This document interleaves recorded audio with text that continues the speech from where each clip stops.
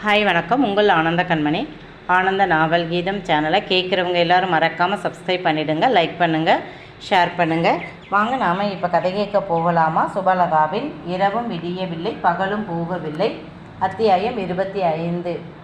மாப்பிள்ளை வந்ததை பார்த்த புலி, இருடா வரேன் என்றவன், என்ன மாப்பிள்ளை என்று கேட்க, மச்சான் இன்னைக்கு ராத்திரி சடங்கு இல்லையாம், நாளை மறுநாள் தான் நாள் நல்லா இருக்காம், அத்தாச்சி சொன்னாங்க என்றான்.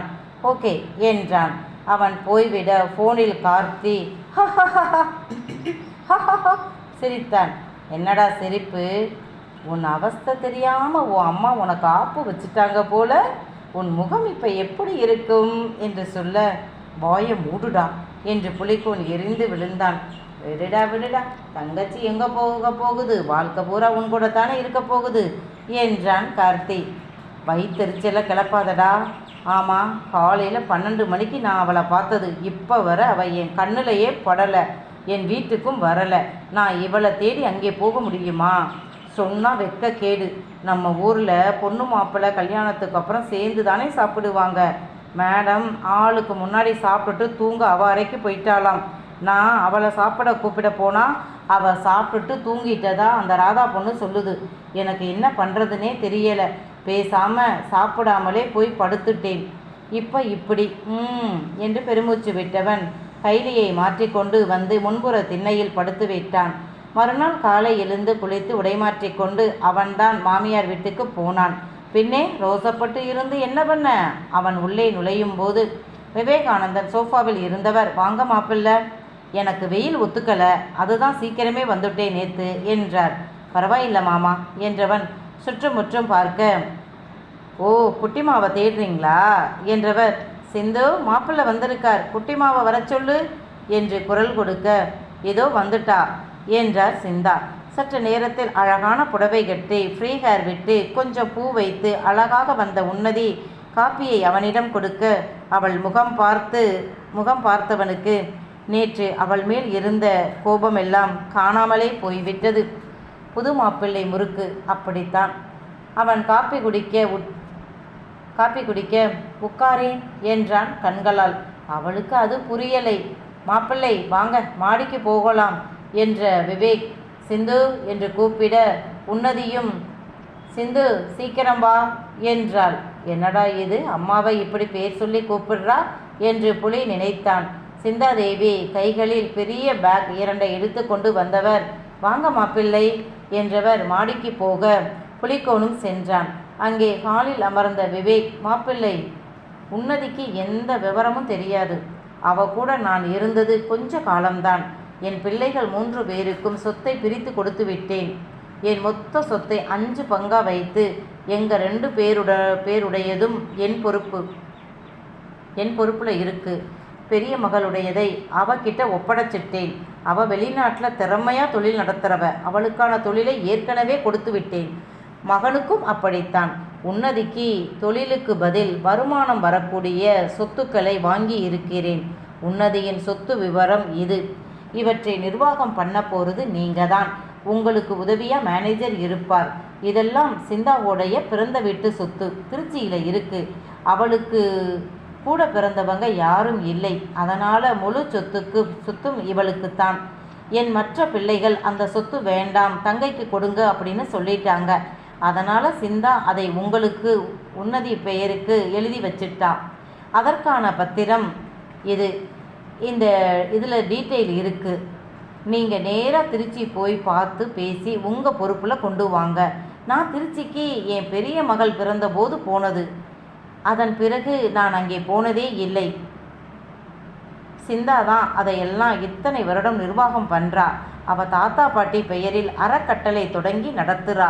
அதெல்லாம் அவளுடைய பிறந்த வீட்டு வருமானத்தில் செய்கிறா. நான் தலையிடுறது இல்லை என்று தனித்தனியாக சொத்து பத்திரங்களை கொடுத்து அவை எங்கே இருக்கு, யார் கட்டுப்பாட்டில் இருக்கு என்று சொல்லி அவர்களை ஃபோனில் அழைத்து மருமகனை அறிமுகப்படுத்தி பேச வைத்தார். எல்லாம் முடிந்த பிறகு நீங்கள் ஏதாவது தொழில் செய்யணும் என்றால் இதில் 50 கோடி இருக்குது, எடுத்து செய்யுங்க. பணம் பேங்க்கில் இருந்தால் அதோட மதிப்பு குறைஞ்சிக்கிட்டே இருக்கும். ஒன்று தொழில் செய்யுங்க, இல்லை சரியான ப்ராப்பர்ட்டி வாங்கி போடுங்க, அது உங்கள் இஷ்டம் இது உன்னதியோடைய அக்கவுண்ட். என்னுடைய தொழிலில் என் மனைவி பிள்ளைகள் தான் பார்ட்னர்கள். அவர்களுடைய வருமானம் லாபம் இந்த அக்கவுண்ட்டில் தான் வரும். இதுவரை இதை எடுத்து நான் தொழிலில் போடுவேன். இனி இது உன்னதியோடது. உன்னதியோட பணத்தை நீங்கள் எடுக்கலாம். அதுக்கான டாக்குமெண்ட் இது. பவர் எழுதியிருக்கிறேன். சொத்து உன்னதி பெயரில் தான் இருக்கும். ஆனால் அதிலிருந்து வரும் வருமானம், வரவு செலவு, ப்ராப்பர்ட்டி வாங்குவது, கொடுப்பது அத்தனையும் செய்ய உங்களுக்கு சட்டப்படியான பவர் எழுதி இருக்கிறோம். இதில் உன்னதி கையெழுத்து போட்டுட்டா என்றார் மாமனார். அவன் திரும்பி உன்னதியை பார்க்க அவள் அம்மா மடியில் தலை வைத்து ஃபோனை பார்த்து சிரித்து கொண்டு இருந்தாள். இவர்கள் பேச்சை காதில் கூட வாங்கலை. என்ன பெண் இவள்? எவ்வளவு முக்கியமான விஷயம். அவள் அம்மா அப்பா பேசுகிறாங்க, அவள் பாட்டுக்கு ஃபோனை பார்த்துக்கிட்டு இருக்கிறா என்று நினைத்தான் அவன். அவன் பார்வையின் அர்த்தத்தை புரிந்து கொண்ட விவேகானந்தன், அவளுக்கு இதெல்லாம் தெரியாது, புரியாது. அதனால தான் உங்ககிட்ட ஒப்படைச்சிருக்கிறோம். இனி நீங்களே இவளையும் இவளோட சொத்துக்களையும் பார்த்துக்கங்க என்றார். எதுக்குங்க இப்போவே சொத்தை பிரித்து கொடுக்குறீங்க? அதுவும் நேற்று வந்த எங்கிட்ட உங்கள் பொண்ணை ஒப்படைத்தது இயல்பு. எல்லா பெண்களும் கல்யாணமானால் கணவன் பொறுப்புத்தான். ஆனால் சொத்து, நான் நல்லவனா கெட்டவனா, உங்கள் பொண்ணை நான் எப்படி பார்த்துக்குவேன்? இப்படி எதுவுமே தெரியாமல் என்கிட்ட பல கோடிகளை நீங்கள் ஒப்படைக்கிறது சரியான காரியம் இல்லைங்க. எனக்கு பயமாக இருக்குங்க. இவ பணக்காரின்னு தெரியும், ஆனால் இவ்வளவு பெரிய பணக்காரின்னு வெளியே தெரிந்தால் இவ உயிருக்கு கூட ஏதாவது ஆபத்து வந்தால் நான் என்னங்க பண்ணுறது? எனக்கு மனைவியாக அவ வேணும். அவளோட பணம் சொத்து வேண்டாம்னு நான் சொல்லலை. எங்கள் வாழ்க்கை தொடங்கி எங்களுக்கு பிள்ளை குட்டிகள் பிறந்த பிறகு இதை தரலாமே என்றான். குட், அதுதான் என் பொண்ணுக்கு சேஃப். ஆனால் ஏன்னு தெரியலை. உங்கள் மேலே நம்பிக்கை இருக்குது. எங்கள் பொண்ணை நீங்கள் நல்லா பார்த்துக்குவீங்க அப்படின்னு தோணுது. அப்புறம் விலை மதிக்க முடியாத என் பொண்ணையே உங்ககிட்ட நம்பி விட்டுட்டு தான் பல 1000 மைல்களுக்கு அப்பால் போக போகிறோம். அவள் அழுதா கூட எங்களுக்கு தெரியாது. அழ விடமாட்டீங்க, அழுதாலும் அணைச்சிக்குவீங்க அப்படின்ற நம்பிக்கை இருக்குது என்றார். நானும் உங்ககிட்ட ஒரு விஷயம் பேசத்தான் வந்தேன். நீங்கள் இப்படி சொன்ன பிறகு என்ன பண்ணுறது அப்படின்னு தெரியலை என்றான். என்ன விஷயம் சொல்லுங்க?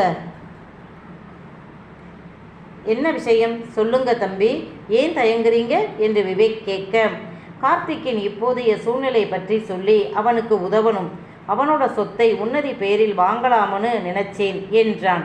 ஓகே, இதில் என்ன தப்பு? இனி எல்லாமே உங்கள் முடிவு தானே என்றார். பிறகு உன்னதியை விட்டுட்டு வாங்க கீழே என்று போனவர் ஒரு அறைக்குள் போனார். அங்கே சுவற்றில் இருந்த அழகான மாடர்ன் பெண் ஓவியம் இருந்தது. அந்த பெண்ணின் காதை ஏதோ செய்ய கதவு திறந்து கொண்டது. உள்ளே இறங்க கிட்டத்தட்ட 20 படிகள் இறங்கி உள்ளே போனதும் பெரிய ஹால் வந்தது. அதில் ஏசி முதல் அனைத்தும் இருந்தது. நவநாகரிகமான அறை. அதில் இருந்த தாமரை சிலையை தொட்டதும் கதவு திறக்க உள்ளே சென்றதும் சின்ன அறை. அதில் நவீனமான பெரிய பெரிய இரும்பு பெட்டகம் இருந்தது. அதில் இன்றைய டெக்னாலஜி படி டிஜிட்டல் லாக், விரல் வைத்து ரேகை வைத்து முகம் காட்டி அந்த பெட்டகத்தை திறந்து புலிக்கோனிடம் இருந்த பத்திரங்களை வாங்கி வைத்துவிட்டு அந்த பெட்டகத்தில் உள்ள உன்னதியின் வைர, தங்க, பிளாட்டின நகைகளை எடுத்து காட்டி என்னென்ன நகைகள் இருக்கு என்று லிஸ்ட்டு படி அவனிடம் எடுத்து காட்டி வைத்து பூட்டியவர்கள் அந்த பெட்டகத்தை எப்படி திறப்பது பூட்டுவது என்று அவனுக்கு சொல்லி கொடுத்துவிட்டு திரும்ப செய்ய சொல்லி திருப்தியான பிறகே அந்த அண்டர் கிரவுண்ட் அறையை திறப்பது பூட்டுவது என்று அனைத்தையும் சொல்லி கொடுத்துவிட்டுத்தான் மேலே வந்தார்கள். சிந்தா, நான் சொன்னபடி எல்லாம் பாதுகாப்பாக செய்திருக்கிறாளா என்று பார்க்கத்தான் நான் முதல் நாளே வந்தேன். எனக்கும் சிந்தாவுக்கும் இங்கே தங்க நேரமே இல்லை. இதோ இனி என் மகளும் அவளுடைய சொத்துக்களும் உங்கள் பொறுப்புத்தான் என்றார். உண்மையில் புலிக்கோ நொந்து போனான். பணக்காரனாக இருப்பது இவ்வளவு தொல்லையா? பணம் சம்பாதிப்பதை விட அதை பத்திரப்படுத்துவது இன்னும் ரொம்ப பெரிய கஷ்டம் போலவே என்று புரிந்து கொண்டான். மனைவியை திரும்பி பார்க்க அவள் ஹாயா காலை ஆட்டிக்கொண்டு ஃபோன் பார்த்து கொண்டு இருந்தாள். பட்டென அவள் கையில் இருந்த ஃபோனை பிடுங்கிவிட்டு தலையில் 4 கொட்டு கொட்டி தலையில் 4 கொட்டி கொட்டி இந்த 5,000 சம்பளத்துக்கு எங்கள் ஊர் பொம்பளை பிள்ளைங்க துணி கடைக்கும் ஷாப்பிங் மாலுக்கும் வேலைக்கு போய் காலையில் இருந்து ராத்திரி வரை கஷ்டப்படுதுங்க. நீ என்னடானா உன் அப்பா கொடுக்கறத கூட பத்திரமா வச்சுக்க கூடாதா என்று சொல்லணும் போல அவனுக்கு வந்தது. எப்படி சொல்கிறது? இந்த ரகசிய அறை பற்றி தெரிஞ்சது நாம் 3 பேர் தான். உன்னதிக்கு தெரியவே கூடாது. யாராவது ஃப்ரெண்டாக சிரித்து பேசினா இதை பற்றி கேட்டால் அவள் சொல்லிடுவா. அவளுக்கு பொய் சொல்ல தெரியாது, மறைக்க தெரியாது. அதனால் இந்த டெக்னாலஜியில் அவளுடைய முகம், கைரேகை எதையும் நாங்கள் பயன்படுத்தலை. நம்ம 3 பேர் தான் இந்த அறைக்குள்ளே வர முடியும், போக முடியும் என்றது வேறு அவனுக்கு சங்கடத்தை கொடுத்தது. பெற்ற மகளை கூட நம்பாமல் அவனை நம்பியது முட்டாள்தனம் என்று அவனுக்கு தோன்றியது. ஆனால் விவேகானந்தன் தேர்ந்த பிஸ்னஸ்மேன்.